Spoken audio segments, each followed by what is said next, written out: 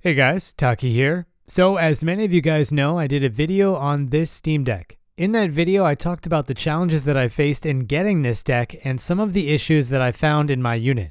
If you haven't seen that video yet, it's going to be linked in the card in the top right corner of the screen because I don't want to spend too much time talking about it. Essentially, the conclusion of my initial impressions video was that I really liked this device and I wanted to buy a second one, but I did not go over why I wanted to buy a second one, and I want to go over that now. Obviously, for me to get this in the first place, I needed to pay well over the MSRP of what this thing goes for in countries where it is available, so there are some things that I don't want to do with it because I'm too worried that I'll end up damaging it. Now, I do own some things that are more expensive than this that I bought with my own money that I'm not as protective over, but the difference is that those are generally quite easy to replace, and money is only half of the equation for this deck. Even though the final process that got me this deck only spanned a few days from the initial inquiry to when it was in my hands, I still add up all of the time that I spent failing to get it. All that being said, I wanted to buy a second Steam Deck to do things that I would probably never do if I only have this one. This is the only product where there are big aspects of it being a handheld that I can't even speak to because I would never do them. I want to be able to tell people definitively if the deck is a good travel companion or if it holds up well outside, but I cannot bring myself to do any of those tests with this one. This is strictly a house deck for me, not a vacation deck or a commute deck, and definitely not a beach deck like this Mad Lad. This is at best a couch deck, and if it's never any more than that, I'm still happy. But shortly after my last video went up, Valve contacted me again and offered to send me a review unit, and that is extremely generous. They did not need to do that. I was going to buy a second Steam Deck regardless for all of the reasons that I just described. Obviously, there is a huge difference in the amount of time it took to get my first deck compared to my second deck, as you can see now. Even though the time on the right might seem like a lot, it does include a recent lockdown that started during the shipment window and continues to this day. So I think these are pretty good speedrun stats for a shipment from the US to China.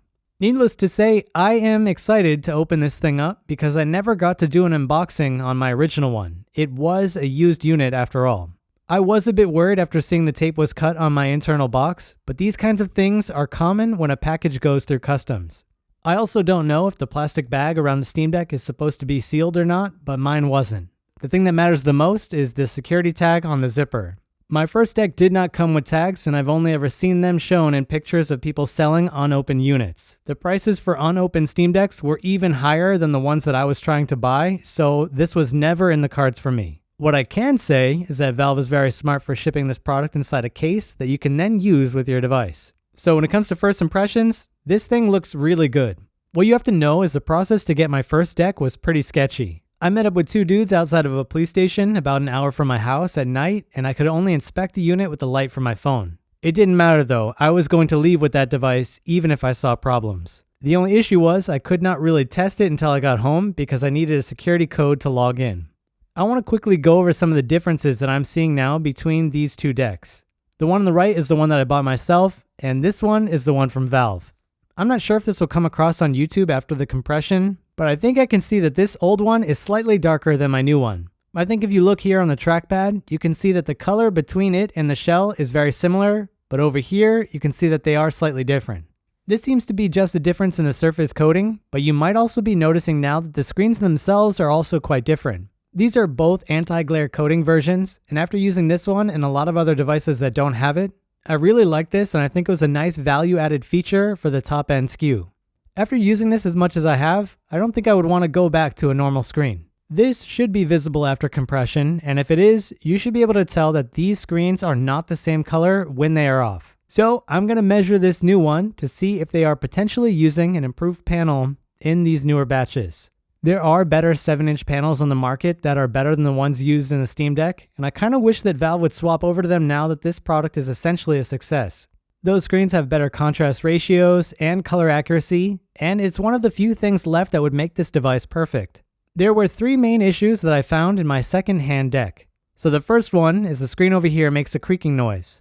The second one is that my trackpad makes grinding noises when I click in different directions, and the haptics aren't equal on both sides. The last one is that the front and the back shells do not line up perfectly on the edges. One side would jut out like this, and the opposite was true for the other side. Let's now check for all of those one by one on the new deck. Just for reference, this is how my screen sounds on the old deck.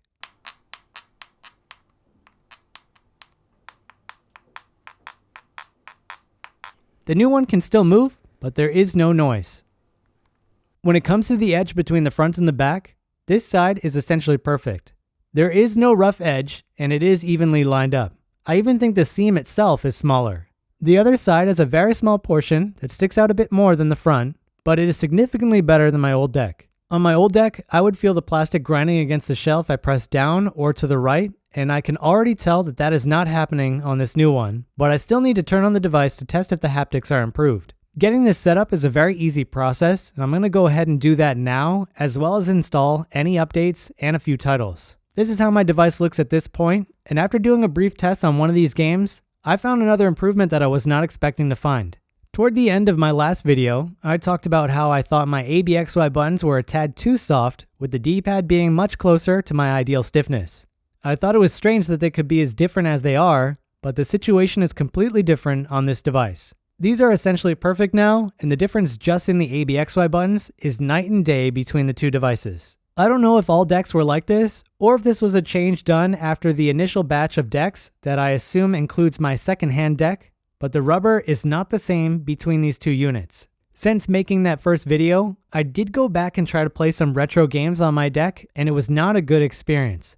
I tend to play a lot of 2D retro games, and you need to have good input buttons to have a good time. The buttons on my old deck are way too soft to use for those kinds of games, so it was making me not want to do any emulation videos on it. Now that I know that these are better, I feel like I need to reevaluate some of the conclusions that I was about to make on this device. Before I forget, let's take a look at some screen measurements now to see if there are any differences beyond how the screen looks when it is off. To quickly summarize the findings, my old screen has about a 1% improvement when it comes to color accuracy compared to my new one, but my new screen is about 10 nits brighter than the old one. Color temperature is also slightly different, with my new screen being the warmer of the two. Outside of the nits at the minimum brightness levels, none of this is obvious to the naked eye, so this is within the margin of error. In my first impressions video, I did point out that I liked the haptics of these trackpads, but I did mention that my left one wasn't as strong as the one on the right. Unfortunately, this is not something that this device does better than the one that I already own. The haptic strength of these trackpads is significantly lower than it is on my other device, and I even went in here to check the strength settings for these. Even at max values, I can't get anywhere close to the default strength of my other device. I did, however, find a way that I can prove what I'm feeling over video. I'm going to put a microphone right here on the right trackpad, and I'm going to press the button on my new Steam Deck, and then I'll do the same thing on the one that I already own. I'll put a label on screen so you know which deck you're listening to in these clips, and I will boost the microphone volume so it's clear even if you do not have headphones on. I'll then do the same thing on the left side.